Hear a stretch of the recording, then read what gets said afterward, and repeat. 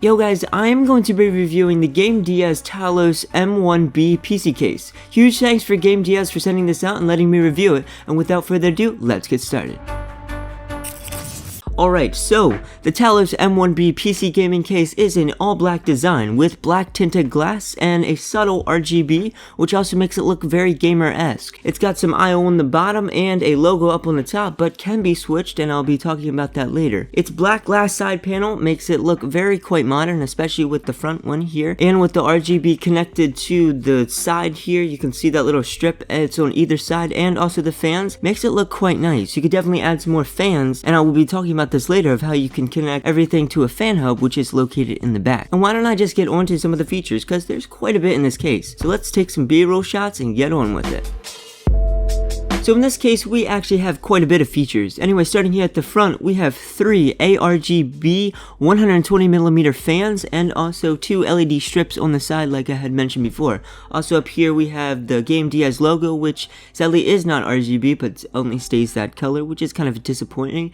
But I think on some of the other cases it can be changed. Anyway, I/O here is down at the bottom. With that, it can also be up top, which I actually would rather prefer, and I'm probably going to change that when I start building an actual computer inside of it. But anyway, on the bottom here we have 2 USB 3.0s, 2 USB 2.0s, a headphone jack, a mic jack, a fan button that will low, medium, and high once you click it. So medium and then high. I don't even know if the mic can pick that up, but anyway, I'm gonna go to medium and also off. It turns off. And then we also have a button here to change the LEDs, and it's like 50 different modes, and if you miss it, you have to click and click and click and click, and then you get up to it and you're just about there, and then you pass it, and then you get more frustrated and you have to click some more, and you keep clicking and you keep clicking, and then you get angry. And I really wish there was a simple method. Maybe have like only one press is like change the color, or hold it in for 2 seconds will change the mode of what it's doing. That is a really nice feature that I have on another case. Actually on my personal case it does that, and it's really cool. But it doesn't come with any RGB fans on my personal case. This one does, obviously, and yeah, that's kind of a downside of that one. It's also got a power button here, a pretty big power button, you can't really miss it. And that's pretty much it for the front. Now moving on to the side. Oh,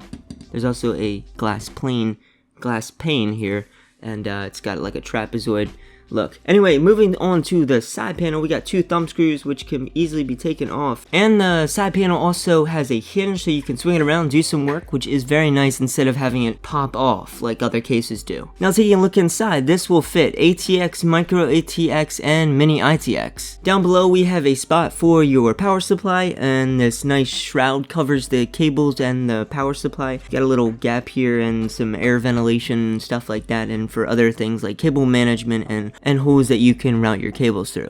Now this case actually has quite a bit of space for cooling. You can put fans on the top, you can put a double radiator on the top it looks like, and maybe even a triple in the front, because there is like a little slot for it there, which is a lot of cooling. And you could definitely do like water cooling in this build, and it would look pretty sharp with this glass side panel with some RGB inside. That would look quite good in my opinion.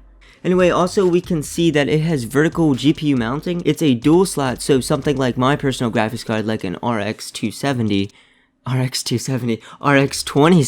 would not fit, because that slot size for that graphics card is 3 slots, not 2, so you couldn't put that in. But something like pretty much every other graphics card which is dual slot would fit in here, as long as it's not too long. But this could fit even a triple fan GPU quite nicely. Now there is no dry bays here in the front. Now you can mount some SSDs here it looks like, but to add 3.5-inch drives, that's underneath here. There's 2 hard drive bay under this shroud right here, so you can put those down there and have a lot of extra storage.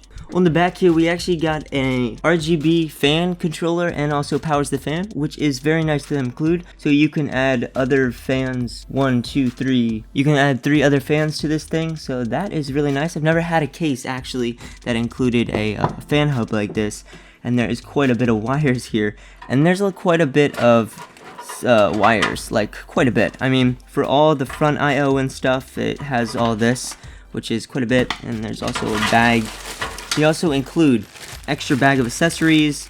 Looks like we got a water pump bracket, a cleaning cloth for the glass because as soon as you touch it, it instantly leaves your fingerprints, and some screws and some extra thumb screws and stuff like that, just in case if you lose it. But anyway, here is the power supply that I have connected to it right now, and you're wondering it's not connected to a computer. Well, if you take the 3rd pin and 4th pin on the 24-pin connector and short them, it acts like it's connected to a computer, hence why I have it connected here. This is for the logo up top to power that, and this is for the fans, and then they turn off.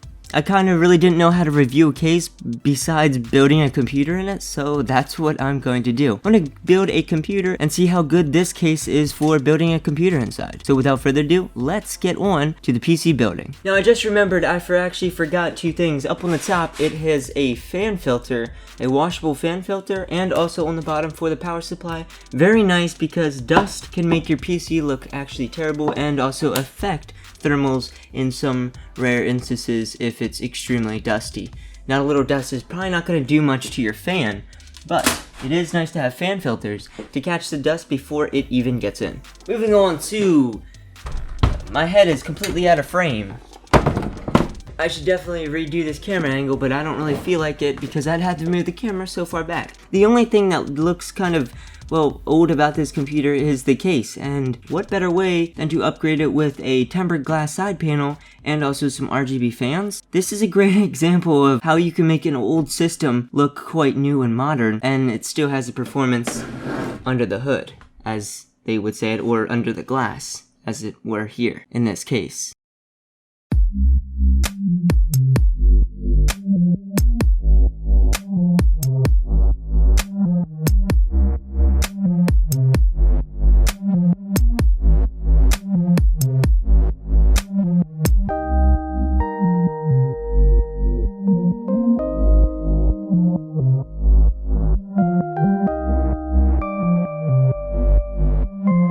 Alright, so there we go. I just finished the PC build like I had said earlier, and yeah, the last thing to do is see if it turns on, I guess.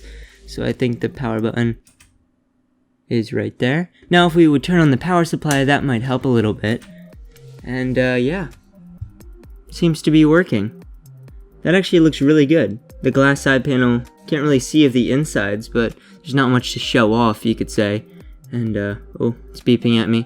Probably has a memory error or something, I don't know what that was. So yeah, building the computer in this case was kind of straightforward and quite easy. In the back it had plenty of room to route all its cables, and overall was a pretty easy build, so I recommend it there if it's your first time building a PC. Do not get a small PC or a small PC case because routing wires around tiny cramped areas is not that much fun and can lead to you damaging some of the components. And it also hides most of the cables in the bottom housing there and on that channel side, except for that little hole, which I think you're supposed to put an SSD there, but I put mine underneath in the 3.5 bay down there, and so that's out of the way. Anyway, this is a great alternative for if you have a decent PC, but it kind of looks old and doesn't look really like a gaming PC. This is a great way to turn something into a flashy, but subtle, and stealthy, gamer-esque computer. And with that, I like curves on a case as much as the next man, like that PC that my personal rig is in, but I have to give it to GAMDIAS. The manufacturing of this case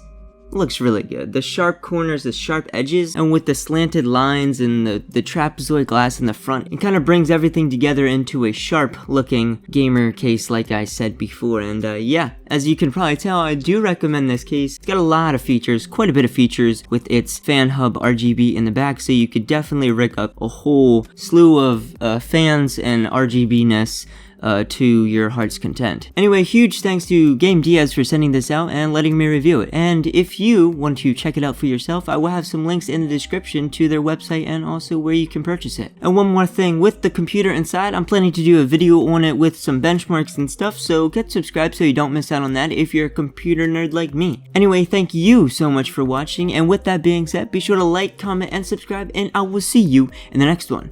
Peace.